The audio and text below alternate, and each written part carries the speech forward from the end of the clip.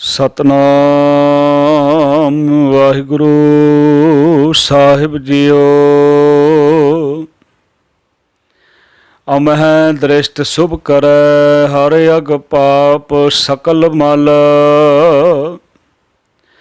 ਕਾਮ ਕ੍ਰੋਧ ਅਰ ਲੋਭ ਮੋਹ ਬਸ ਕਰੇ ਸਭੈ ਬਲ। ਸਦਾ ਸੁਖ ਮਨ ਵਸੈ ਦੁਖ ਸੰਸਾਰ ਹੈ ਖੋਵੈ। ਗੁਰ ਨਵ ਨਿਧ ਦਰਿਆਓ ਜਨਮ ਹਮ ਕਾਲਖ ਧੋਵੈ। ਸੋ ਕਹੋ ਟਲ ਗੁਰ ਸੇਵੀਐ ਅਹਨਸ ਸਹਿਜ ਸੁਭਾਏ।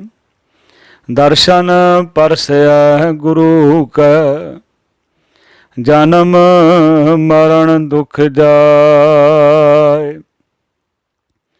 ਗੁਰ ਸਮਰੱਥ ਗੁਰ ਨਿਰੰਕਾਰ ਗੁਰ ਉੱਚਾ ਅਗਮ ਅਪਾਰ।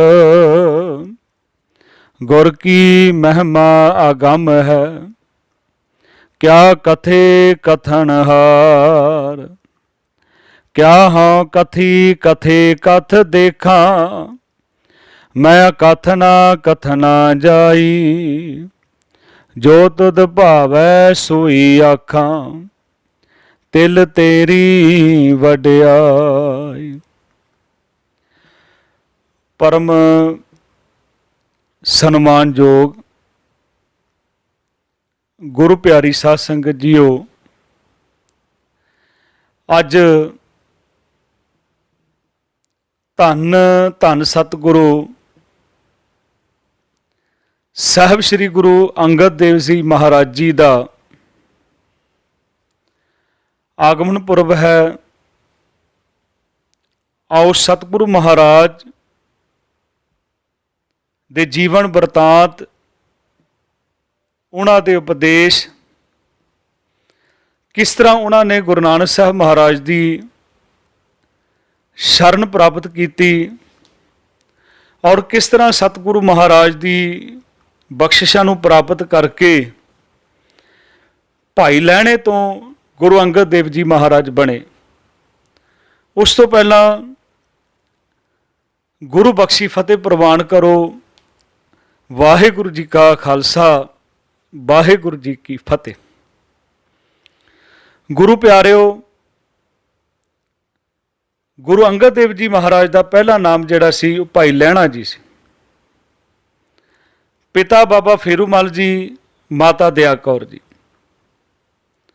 ਅਤੇ ਜਨਮ ਗੁਰੂ ਸਾਹਿਬ ਜੀ ਦਾ 1504 ਦੇ ਵਿੱਚ ਪਹਿਲਾਂ ਜਿਸ ਪਿੰਡ ਦਾ ਨਾਮ ਨਾਂਗੇ ਦੀ ਸਰਾਂ ਸੀ, ਹੁਣ ਮੱਤੇ ਦੀ ਸਰਾਂ ਹੈ। ਪਹਿਲਾਂ ਜ਼ਿਲ੍ਹਾ ਫਿਰੋਜ਼ਪੁਰ ਸੀ, ਹੁਣ ਜ਼ਿਲ੍ਹਾ ਮੁਕਤਸਰ ਸਾਹਿਬ ਹੈ।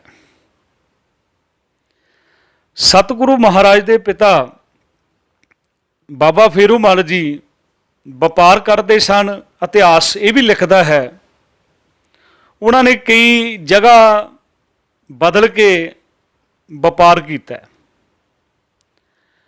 ਤੇ ਉਸ ਤੋਂ ਇਲਾਵਾ ਧਾਰਮਿਕ ਖੇਤਰ ਦੇ ਵਿੱਚ ਬਾਬਾ ਫੇਰੂਮਲ ਜੀ ਦੇਵੀ ਦੇ ਉਪਾਸਕ ਸਨ ਔਰ ਪਿੰਡ ਦੇ ਲੋਕ, ਇਲਾਕੇ ਦੇ ਲੋਕ ਉਹਨਾਂ ਨੂੰ ਆਪਣਾ ਮੁਖੀਆ ਬਣਾਉਂਦੇ ਸਨ ਤੇ ਹਰੇਕ ਸਾਲ ਜਵਾਲਾ ਦੇਵੀ ਦੀ ਯਾਤਰਾ ਤੇ ਜਾਂਦੇ ਸਨ। ਕੰਜਕਾਂ ਕਰਨੀਆਂ, ਵਰਤ ਰੱਖਣੇ, ਜਗਰਾਤੇ ਕਰਨੇ ਉਹਨਾਂ ਦਾ ਧਾਰਮਿਕ ਖੇਤਰ ਦਾ ਕੰਮ ਸੀ। ਪਿਤਾ ਜੀ ਚੜ੍ਹਾਈ ਕਰ ਗਏ। ਇਸ ਕਾਰਜ ਨੂੰ ਭਾਈ ਲਹਿਣੇ ਨੇ ਕਰਨਾ ਸ਼ੁਰੂ ਕਰ ਦਿੱਤਾ। ਸਰੀਰਕ ਤੌਰ ਤੇ ਤਾਂ ਕਰ ਰਿਹਾ ਸੀ ਪਰ ਮਨ ਉੱਥੇ ਹਾਜ਼ਰ ਨਹੀਂ ਸੀ। ਮਨ ਕੁਝ ਹੋਰ ਖੋਜ ਕਰ ਰਿਹਾ ਸੀ। ਮਨ ਦੇ ਵਿੱਚ ਤਸੱਲੀ ਨਹੀਂ ਸੀ। ਇੱਕ ਦਿਨ ਇੱਕ ਗੁਰੂ ਕਾ ਸਿੱਖ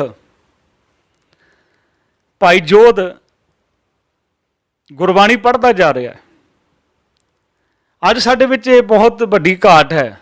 ਭਾਗਾਂ ਵਾਲੇ ਜਿਹੜੇ ਗੁਰਸਿੱਖ ਘਰਾਂ ਦੇ ਵਿੱਚ ਬੈਠ ਕੇ ਨਿਤਨੇਮ ਬੋਲ ਕੇ ਕਰਦੇ ਹਨ, क्योंकि जिस वेले गुरु प्यारो असीं बाणी पढ़ बोल के पढ़ते हैं, साडे कंन सुनते आ, फिर सानू एक तो अपनी गलती भी मिलती है और रस सानू दुबारा होर प्राप्त होता है। जिद्दां गुरु साहब महाराज गुरु अमरदास कहते, जित सुनी मन तन हरिया हुआ रसना रस समानी। रस जीवन दे विच पैदा होता है। और जिहड़ा दूसरा भी सुनता है, ਜਿਹੜੇ लोग कहते अपना बैठे अपने अपने लग बैठे पाठ कर रहे हैं, मूँह दे विच पाठ कर लिया, बोलते नहीं हैं। जे ना बोलता भाई जोध तो गुरु अंगद देव जी नूं किद्दां प्राप्ति होनी सी।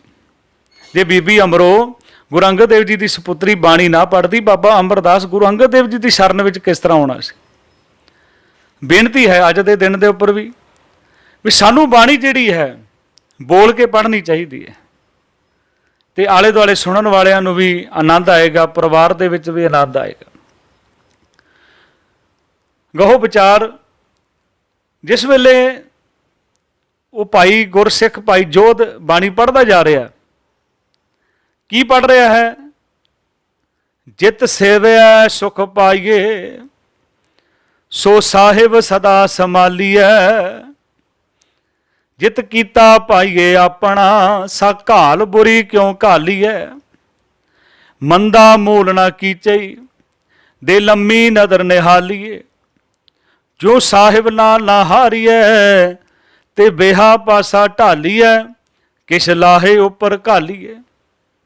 ਉਹਦੇ मगर चले गए भाई लहणा जी, कहने लगे भाई गुरसिखा मैनू दसेगा ये की पढ़ रहा सी, ਇਹਦੇ अर्थ दसेगा।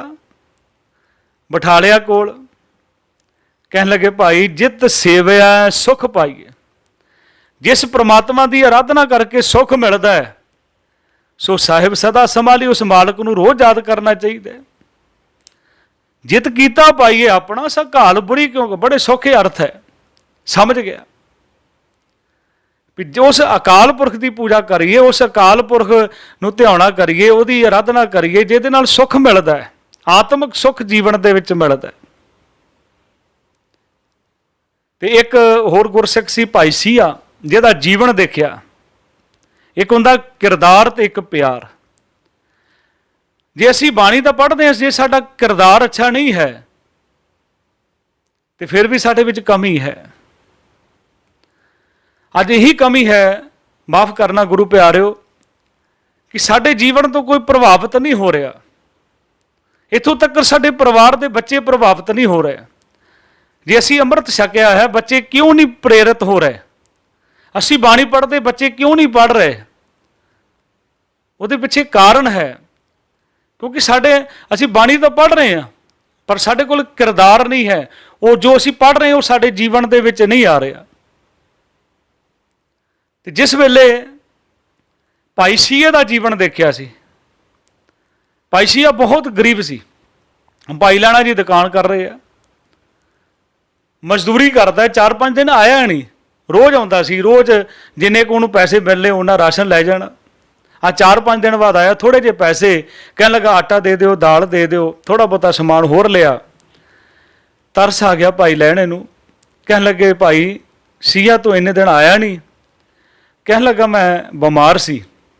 तरस आ गया, आटा ज़्यादा पा दिता, कहता नहीं मेरे गुरु का हुक्म है, हक पराया नानका ओ सूअर उस गाय, गुर पीर हामा ता परे जामरदार न खाए। मैं जिन्ने पैसे दिते हैं ना उन्ना ही मैनू राशन दिता जाए। हुण उन्ना क आटा सी, उन्नी क दाल सी, उन्हें सोचा भी ये किदां गुजारा करेगा, घर तो लड़ाई हो जाएगी। उसदी घर वाली सी, 2.5 साल का बच्चा सी, ਉਹਦੇ मगर चले गए। उस वे उम्र उन्हों की 22 साल की सी, भाई लहणा जी की। कहते बाहर खड़े हो गए, तो जिस वेले प्रसादा तैयार हो गया, सिर्फ 3 प्रसादे बने जिन्ना का आटा लै गए। एक कौली दाल की, तो उसकी घर वाली कहती है आप जी छक लो, बीमार सी, तुहाडी कमजोरी भी दूर हो जाएगी, मेहनत भी करनी है, मजदूरी भी करनी है। उन्हें आख्या भली भलीए पुरशे तू खा ला, तू बच्ची नूं दुध भी पिलाउणा है। पर यह फैसला होया फिर दोनों ने कहा भी इदा करते हैं भी आप अद्धे 1.5 फुलका जिहड़ा छक लेने। हले छकन लगते आ, बाहरों आवाज़ आउंदी है भाई सीए का घर यही है। ਭਾਈ ਸੀਆ ਬਾਹਰ ਜਾਂਦਾ ਤੇ ਉੱਥੇ ਇੱਕ ਮੁਸਾਫਰ ਖੜਾ ਹੈ। ਕਹਿਣ ਲੱਗਾ ਘਰ ਤਾਂ ਬਹੁਤ ਇਸ ਪਿੰਡ ਦੇ ਵਿੱਚ, ਵੱਡੇ ਵੱਡੇ ਘਰ ਹੈ, ਤੇ ਮੈਂ ਲੋਕਾਂ ਨੂੰ ਪੁੱਛਿਆ ਮੈਨੂੰ ਰੋਟੀ ਚਾਹੀਦੀ ਹੈ। ਕਹਿਣ ਲੱਗੇ ਭਾਈ ਸੀਹੇ ਦੇ ਘਰ ਚਲੇ ਜਾ, ਗੁਰੂ ਨਾਨਕ ਦਾ ਸਿੱਖ, ਉੱਥੋਂ ਰੋਟੀ ਮਿਲ ਸਕਦੀ। ਆਓ, ਕਹਿੰਦਾ ਜੀ ਆਇਆਂ ਨੂੰ। ਹੁਣ 2 ਪ੍ਰਸ਼ਾਦੇ ਉਹਦੇ ਅੱਗੇ ਰੱਖ ਦਿੱਤੇ ਤੇ ਕਹਿੰਦੇ ਹਨ ਜਿਸ ਨੇ ਉਸਨੇ ਵੀ ਅੰਦਾਜ਼ਾ ਲਾ ਲਿਆ ਵੀ ਪਿੱਛੇ ਵੀ ਕੁਛ ਨਹੀਂ ਹੈ। ਉਹ 2 ਪ੍ਰਸ਼ਾਦੇ ਖਾ ਕੇ ਉਸ ਮਹਾਂਪੁਰਸ਼ ਨੇ ਵੀ ਹੱਥ ਧੋ ਲਏ ਤੇ ਉਹਨਾਂ ਦੇ ਜਾਣ ਤੋਂ ਬਾਅਦ ਅੱਧਾ ਪ੍ਰਸ਼ਾਦਾ ਹੈ ਜਿਹੜਾ ਅੱਧੀ ਕੌਲੀ ਦਾਲ ਦੀ ਬਚੀ ਸੀ, ਦੋਨਾਂ ਨੇ ਖਾਧਾ ਤੇ ਗੁਰੂ ਸਾਹਿਬ ਮਹਾਰਾਜ ਦਾ ਸ਼ੁਕਰ ਕੀਤਾ। ਬੜਾ ਪ੍ਰਭਾਵਿਤ ਹੋਇਆ ਬਾਣੀ ਤੋਂ ਤੇ ਭਾਈ ਸੀਏ ਦੇ ਕਿਰਦਾਰ ਤੋਂ। ਗੁਰੂ ਨਾਨਕ ਸਾਹਿਬ ਦੀ ਸ਼ਰਨ ਵਿੱਚ ਆਏ ਸਨ। ਇਹ ਸਾਰੇ ਆਪਾਂ ਇਤਿਹਾਸ ਦੇ ਸਰੋਤੇ ਹਾਂ। 28 ਸਾਲ ਦੀ ਉਮਰ ਸੀ ਗੁਰੂ ਨਾਨਕ ਸਾਹਿਬ ਦੀ, ਉਸ ਵੇਲੇ ਉਮਰ 63 ਸਾਲ ਦੀ ਸੀ। ਘੋੜੀ ਤੇ ਚੜ੍ਹ ਕੇ ਗਏ। ਹੁਣ ਪਤਾ ਨਹੀਂ ਸੀ, ਬਜ਼ੁਰਗ ਪੁੱਛਿਆ, ਕਹਿੰਦੇ ਰਸਤਾ ਗੁਰੂ ਨਾਨਕ ਦੇ ਘਰ ਦਾ ਰਸਤਾ ਦੱਸ ਦਿਓ। ਕਹਿੰਦੇ ਮੈਂ ਛੱਡ ਕੇ ਆ ਜਾਣਾ। ਕੌਣ ਸੀ ਉਹ? ਗੁਰੂ ਨਾਨਕ ਸਾਹਿਬ ਜੀ ਆਪ ਮਹਾਰਾਜ ਸਨ, ਜਿਹਨੂੰ ਕਹਿੰਦੇ ਚਰਨ ਸ਼ਰਨ ਗੁਰ ਏਕ ਪੈਂਡਾ ਜਾਏ ਚੱਲ, ਸਤਿਗੁਰ ਕੋਟ ਪੈਂਡਾ ਆਗੇ ਹੋਏ ਲੇਤ। ਘਾਲ ਨਾ ਘਾਲੀ, ਗੁਰੂ ਸਾਹਿਬ ਮਹਾਰਾਜ ਦੀ ਕਿਰਪਾ ਦੇ ਪਾਤਰ ਬਣ ਗਏ। 7 ਸਾਲ ਲਗਾਤਾਰ ਸੇਵਾ ਕੀਤੀ। ਸੇਵਾ ਤਾਂ ਹੋਰ ਵੀ ਕਰਦੇ ਸਨ। ਬਾਬਾ ਬੁੱਢਾ ਸਾਹਿਬ ਜੀ ਵੀ ਸੇਵਾ ਕਰਦੇ। ਇੱਕ ਦਿਨ ਬੁੱਢੇ ਕੇ ਮਨ ਆਈ ਹਮ ਹੋਂ ਵੀ ਸੇਵਾ ਕਰੋ ਅਧਿਕਾਈ। ਮੈਂ ਵੀ ਸੇਵਾ ਕਰਦਾ, ਪਰ ਲਹਿਣੇ ਨਾਲ ਬਹੁਤ ਗੁਰੂ ਸਾਹਿਬ ਪਿਆਰ ਕਰਦੇ। ਜਦੋਂ ਆਵਾਜ਼ ਮਾਰਦੇ ਲਹਿਣੇ ਨੂੰ ਆਵਾਜ਼ ਮਾਰਦੇ। ਤੇ ਇੱਕ ਦਿਨ ਗੁਰੂ ਸਾਹਿਬ ਮਹਾਰਾਜ ਨੇ ਕਿਰਪਾ ਕਰ ਦਿੱਤੀ, ਬਖਸ਼ਿਸ਼ ਕੀਤੀ। ਅੱਧੀ ਰਾਤ ਨੂੰ ਬੁਲਾ ਲਿਆ ਬਾਬਾ ਬੁੱਢੇ ਨੂੰ। ਕਹਿਣ ਲੱਗੇ ਚੱਲ ਬੁੱਢਿਆ, ਅੰਮ੍ਰਿਤ ਵੇਲਾ ਹੋ ਗਿਆ, ਇਸ਼ਨਾਨ ਕਰਨ ਚੱਲੀਏ। ਕਹਿਣ ਲੱਗਾ ਸਤਿਗੁਰੂ ਮਹਾਰਾਜ ਹਾਲੇ ਤਾਂ ਅੱਧੀ ਰਾਤ ਹੋਈ ਹੈ, ਅੰਮ੍ਰਿਤ ਵੇਲਾ ਨਹੀਂ ਹੋਇਆ। ਹੁਣ ਭਾਈ ਲਹਿਣਾ ਵੀ ਕੋਲ ਖੜਾ ਹੈ, ਸੋਚਦਾ ਹੈ ਵੀ ਬਾਬਾ ਬੁੱਢਾ ਜਵਾਬ ਤਾਂ ਸਹੀ ਦੇ ਰਿਹਾ, ਪਰ ਇੱਥੇ ਹੁਣ ਗੱਲ ਰਾਤ ਦੀ ਨਹੀਂ ਹੈ, ਇੱਥੇ ਰਾਜ ਦੀ ਗੱਲ ਹੈ, ਰਜਾ ਦੀ ਗੱਲ ਹੈ। ਪ੍ਰਵਾਨ ਹੋ ਗਏ, ਹਰੇਕ ਹੁਕਮ ਮੰਨਿਆ। ਜੋ ਵੀ ਗੁਰੂ ਸਾਹਿਬ ਮਹਾਰਾਜ ਨੇ ਹੁਕਮ ਕੀਤਾ ਉਹਨੂੰ ਜੀਵਨ ਦੇ ਵਿੱਚ ਪ੍ਰਵਾਨ ਕੀਤਾ। ਹਰੇਕ ਕਸਵੱਟੀ ਦੇ ਉੱਪਰ ਗੁਰੂ ਸਾਹਿਬ ਮਹਾਰਾਜ ਦੇ ਪੂਰੇ ਉਤਰਿਆ ਭਾਈ ਲਹਿਣਾ। ਇੱਕ ਦਿਨ ਐਸਾ ਹੋਇਆ, ਇਸ਼ਕ ਕੀ ਭੱਠੀ ਮੈਂ ਜਿਸਮ ਡਾਲ ਕਰ ਕੁੰਦਨ ਕੀਆ, ਲੈਣੇ ਸੇ ਅੰਗਦ ਅੰਗਦ ਸੇ ਅੱਲਾ ਕਰ ਦਿਆ। ਗੁਰੂ ਅੰਗਦ ਦੇਵ ਜੀ ਮਹਾਰਾਜ ਜਿਨ੍ਹਾਂ ਦਾ ਜੀਵਨ ਜਿਹੜਾ ਹੈ, ਭਾਵੇਂ ਸਰੀਰਕ ਉਮਰ 48 ਸਾਲ ਕੁੱਲ ਉਮਰ ਹੈ ਗੁਰੂ ਸਾਹਿਬ ਮਹਾਰਾਜ ਦੀ। 35 ਸਾਲ ਦੀ ਉਮਰ ਦੇ ਵਿੱਚ ਗੁਰਤਾ ਗੱਦੀ ਤੇ ਬਿਰਾਜਮਾਨ ਹੋਏ। 28 ਸਾਲ ਦੀ ਉਮਰ ਦੇ ਵਿੱਚ ਗੁਰੂ ਸਾਹਿਬ ਦੀ ਸ਼ਰਨ ਵਿੱਚ ਆਏ। 7 ਸਾਲ ਨਿਰੰਤਰ ਸੇਵਾ ਕੀਤੀ ਹੈ ਤੇ ਬਾਣੀ ਉਚਾਰਨ ਕੀਤੀ ਜੋ ਗੁਰੂ ਸਾਹਿਬ ਮਹਾਰਾਜ ਨੇ। 63 ਸ਼ਲੋਕ ਹਨ, 10 ਰਾਗਾਂ 12 ਦੇ ਵਿੱਚ ਉਹ ਦਰਜ ਹਨ ਸ਼ਲੋਕ ਜਿਹੜੇ। ਤੇ ਗੁਰੂ ਸਾਹਿਬ ਮਹਾਰਾਜ ਨੇ ਬਖਸ਼ਿਸ਼ ਕੀਤੀ ਤੇ ਉਹ ਜਿਹੜੇ ਸ਼ਲੋਕਾਂ ਦੇ ਵਿੱਚੋਂ 15 ਸ਼ਲੋਕ ਅਸੀਂ ਆਸਾ ਕੀ ਵਾਰ ਦੇ ਵਿੱਚ ਵੀ ਪੜ੍ਹਦੇ ਹਾਂ। ਤੇ ਗੁਰੂ ਸਾਹਿਬ ਗੁਰੂ ਅੰਗਦ ਦੇਵ ਜੀ ਮਹਾਰਾਜ ਦਾ ਜਿਹੜਾ ਜੀਵਨ ਹੈ, ਜਿੱਥੋਂ ਸਾਨੂੰ ਸਿੱਖਿਆ ਮਿਲਦੀ ਹੈ ਕਿ ਅਸੀਂ ਇੱਕ ਅਕਾਲ ਪੁਰਖ ਪਰਮੇਸ਼ਰ ਦੀ ਆਰਾਧਨਾ ਕਰਨੀ ਹੈ। ਜੇ ਇੱਕ ਸ਼ਬਦ ਸੁਣ ਕੇ ਜੀਵਨ ਬਦਲ ਗਿਆ। ਤੇ ਇੱਕ ਮੈਂ ਹੋਰ ਬੇਨਤੀ ਕਰਨਾ ਚਾਹੁੰਦਾ ਹਾਂ, ਗੁਰੂ ਸਾਹਿਬ ਮਹਾਰਾਜ ਨੇ ਜੋ ਬਹੁਤ ਵੱਡਾ ਵਿਕਾਸ ਕੀਤਾ ਉਹ ਸੀ ਗੁਰਮੁਖ ਲਿਪੀ ਦਾ। ਅੱਜ ਬਹੁਤ ਲੋੜ ਹੈ, ਬਹੁਤ ਭਾਗਾਂ ਵਾਲੇ ਆ ਜਿਨ੍ਹਾਂ ਦੇ ਘਰਾਂ ਦੇ ਵਿੱਚ ਪੰਜਾਬੀ ਪੜ੍ਹੀ ਜਾਂਦੀ ਹੈ, ਪੰਜਾਬੀ ਲਿਖੀ ਜਾਂਦੀ ਹੈ, ਪੰਜਾਬੀ ਬੋਲੀ ਜਾਂਦੀ ਹੈ। ਜੇ ਅਸੀਂ ਜਿਹੜੀ ਕੌਮ ਆਪਣੀ ਭਾਸ਼ਾ ਨੂੰ ਭੁੱਲ ਜਾਂਦੀ ਹੈ, ਉਹ ਕੌਮ ਦੁਨੀਆ ਤੋਂ ਖਤਮ ਹੋ ਜਾਂਦੀ ਹੈ। ਅੱਜ ਅਸੀਂ ਦੇਖਣ ਵਿੱਚ ਕੀ ਆ ਰਿਹਾ ਹੈ, ਅਸੀਂ ਆਪਣੀ ਬੋਲੀ ਬੋਲਣੀ ਛੱਡ ਦਿੱਤੀ ਹੈ। ਅਸੀਂ ਬੋਲੀ ਲਿਖਣੀ ਛੱਡ ਦਿੱਤੀ ਹੈ, ਬੋਲੀ ਪੜ੍ਹਨੀ ਛੱਡ ਦਿੱਤੀ ਹੈ। ਤੁਸੀਂ ਦੇਖਿਆ ਹੋਵੇਗਾ, ਮਾਣ ਕਰਨਾ ਚਾਹੀਦਾ, ਦੇਖਣਾ ਚਾਹੀਦਾ ਲੋਕਾਂ ਨੂੰ। ਗੁਜਰਾਤੀ ਮਿਲਦਾ, ਗੁਜਰਾਤੀ 'ਚ ਗੱਲ ਕਰਦਾ, ਸਿੰਧੀ ਮਿਲਦਾ ਤੇ ਸਿੰਧੀ ਵਿੱਚ ਗੱਲ ਕਰਦਾ ਆਪਸ ਵਿੱਚ ਜਿਸ ਵੇਲੇ ਮਿਲਦੇ ਆ। ਪਰ ਸਾਡੀ ਕੌਮ ਐਸੀ ਆ ਤੇ ਅਸੀਂ ਜਿਸ ਵੇਲੇ ਮਿਲਦੇ ਆ, ਅਸੀਂ ਬਸ ਥੋੜ੍ਹਾ ਬਹੁਤਾ ਪੰਜਾਬੀ, ਉਸ ਤੋਂ ਬਾਅਦ ਹਿੰਦੀ ਸ਼ੁਰੂ ਹੋ ਜਾਂਦਾ। ਘਰਾਂ ਦੇ ਵਿੱਚ ਵੀ ਹਿੰਦੀ ਪੜ੍ਹੀ ਜਾਂਦੀ ਤੇ ਸਾਡੀ ਤਾਂ ਬਦਕਿਸਮਤੀ ਇੱਦਾਂ ਦੀ, ਪਤਾ ਨਹੀਂ ਅਸੀਂ ਕਿਸ ਸੋਚ ਦੇ ਵਿੱਚ ਜਾ ਰਹੇ ਹਾਂ। ਮੈਂ ਵੀ ਹੈਰਾਨ ਹੋ ਜਾਂਦਾ ਕਿ ਚਲੋ ਗੁਰੂ ਮਹਾਰਾਜ ਜਿਹੜੇ ਇਲਾਕੇ ਬਾਹਰਲੇ ਦੇਸ਼ਾਂ 'ਚ ਵੱਖਰੀ ਲੋਕ ਆ, ਜਿਹੜੇ ਪੰਜਾਬ ਦੇ ਵਿੱਚ ਰਹਿੰਦੇ ਆ, ਅੰਗਰੇਜ਼ੀ ਦੇ ਵਿੱਚ ਕਾਰਡ ਛਾਪਦੇ ਆ ਵੀ ਤੁਸੀਂ ਪੰਜਾਬੀਆਂ ਨੂੰ ਕਾਰਡ ਵੰਡਣੇ ਆ ਜਾਂ ਅੰਗਰੇਜ਼ਾਂ ਨੂੰ ਵੰਡਣੇ ਹਨ। ਸਾਡੀ ਸੋਚ ਕਿੱਥੇ ਹੈ? ਅਸੀਂ ਆਪਣੀ ਭਾਸ਼ਾ ਤੋਂ ਮੁਨਕਰ ਹੋ ਰਹੇ ਹਾਂ। ਬੜੀ ਮਿਹਨਤ ਕੀਤੀ ਗੁਰੂ ਸਾਹਿਬ ਮਹਾਰਾਜ ਨੇ। ਗੁਰੂ ਅੰਗਦ ਦੇਵ ਜੀ ਨੇ ਗੁਰਮੁਖ ਲਿਪੀ ਦਾ ਵਿਕਾਸ ਕੀਤਾ ਹੈ। ਤੇ ਸਾਨੂੰ ਅੱਜ ਦੇ ਦਿਨ ਇਹ ਵੀ ਸਾਨੂੰ ਸੋਚਣਾ ਵੀ ਅਸੀਂ ਗੁਰੂ ਸਾਹਿਬ ਮਹਾਰਾਜ ਦੀ ਇਸ ਜੋ ਮਿਹਨਤ ਹੈ, ਜੇ ਮਾਫ ਕਰਨਾ, ਅਸੀਂ ਭਾਸ਼ਾ ਪੜ੍ਹੋ, ਕੋਈ ਵੀ ਭਾਸ਼ਾ ਮਾੜੀ ਨਹੀਂ ਹੈ। ਹਿੰਦੀ ਪੜ੍ਹੋ, ਅੰਗਰੇਜ਼ੀ, ਜਿੰਨੀਆਂ ਭਾਸ਼ਾਵਾਂ ਨੇ ਬਹੁਤ ਮੁਬਾਰਕ ਹੈ, ਪਰ ਮਾਂ ਬੋਲੀ ਹੈ, ਮਾਸੀਆਂ ਚਾਚੀਆਂ ਸਾਰੀਆਂ ਚੰਗੀਆਂ ਹੁੰਦੀਆਂ ਹਨ, ਪਰ ਜੇ ਮਾਂ ਨੂੰ ਛੱਡ ਦਿਓਗੇ ਤੇ ਫਿਰ ਕੁਝ ਵੀ ਪ੍ਰਾਪਤ ਨਹੀਂ ਹੋਏਗਾ। ਇਹਨੂੰ ਸੰਭਾਲਣ ਦਾ ਯਤਨ ਕਰੀਏ, ਮਾਂ ਬੋਲੀ ਦੇ ਵਿੱਚ ਗੱਲ ਕਰੀਏ, ਪਰਿਵਾਰ ਦੇ ਵਿੱਚ ਪੰਜਾਬੀ ਬੋਲੀਏ, ਅਸੀਂ ਆਪਣੇ ਸਮਾਜ ਵਿੱਚ ਪੰਜਾਬੀ ਬੋਲੀਏ।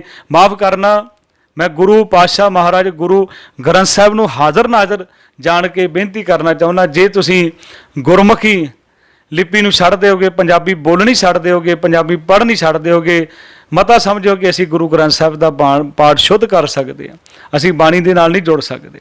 ਠੀਕ, ਸ਼ੁਕਰ ਕਰੀਏ, ਅਰਦਾਸ ਕਰੀਏ ਅੱਜ ਦੇ ਦਿਨ ਗੁਰੂ ਸਾਹਿਬ ਮਹਾਰਾਜ ਕਿਰਪਾ ਕਰ, ਅਸੀਂ ਆਪ ਜੀ ਦੇ ਪੂਰਨਿਆਂ ਤੇ ਚੱਲੀਏ, ਉਸ ਆਪਣੇ ਸਤਿਗੁਰੂ ਮਹਾਰਾਜ ਜੀ ਦੇ ਦੱਸੇ ਹੋਏ ਮਾਰਗ ਤੇ ਚੱਲੀਏ, ਜਿਹਦੇ ਬਾਰੇ ਗੁਰੂ ਅੰਗਦ ਦੇਵ ਜੀ ਮਹਾਰਾਜ ਕਹਿੰਦੇ, ਜਿਸ ਪਿਆਰੇ ਸਿਉ ਨੇ ਤਿਸ ਆਗੇ ਮਰ ਚੱਲੀਏ, ਤ੍ਰਿਗ ਜੀਵਨ ਸੰਸਾਰ ਤਾਂ ਕਿ ਪਾਛੇ ਜੀਵਣਾ। ਅਸੀਂ ਕਹਿੰਦੇ ਅੰਗਰੇਜ਼ੀ ਬੋਲਾਂਗੇ, ਸਮਾਜ ਸਾਨੂੰ ਬੜਾ ਚੰਗਾ ਸਮਝਦਾ ਹੈ, ਅਸੀਂ ਹਿੰਦੀ ਬੋਲੀਏ ਬੜਾ ਸਮਝ ਨਹੀਂ ਪਾਈ।